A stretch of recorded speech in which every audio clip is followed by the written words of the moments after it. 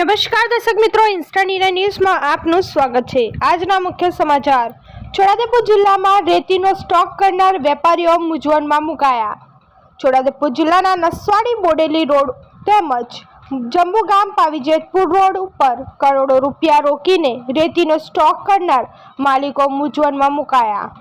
ઓરસંગ નદીનો બ્રિજ, ભારજ નદીનો પુલ અને ડાયવર્ઝન અને જાંબુગામનો મેરિયા નદીનો બ્રિજ બારદારી વાહનો માટે બંધ કરતા ટ્રાન્સપોર્ટની સેવા આ રોડ ઉપર બંધ થઈ ગઈ છે।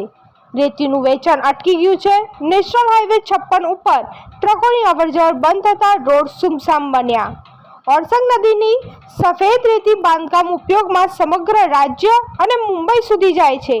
ચોમાસામાં રેતી ખનન માટે પ્રતિબંધ આવતા જિલ્લામાં 200 જેટલા રેતીના સ્ટોક કરાયા છે। ઉનાળામાં સ્ટોક કરીને ચોમાસામાં વેચાણ થાય છે। ટ્રાન્સપોર્ટ સેવા એટલે કે બારદારી વાહનો બ્રિજ પર પ્રતિબંધ લાગતા સ્ટોકના વેપારીઓની દયનીય સ્થિતિ ઊભી થઈ છે। બજારમાં રેતી તંગી પણ ઊભી થઈ શકે છે। રેતી ઉપલબ્ધ ના થવાથી બાંધકામ ઉપયોગ ઠપ થવાની શક્યતા।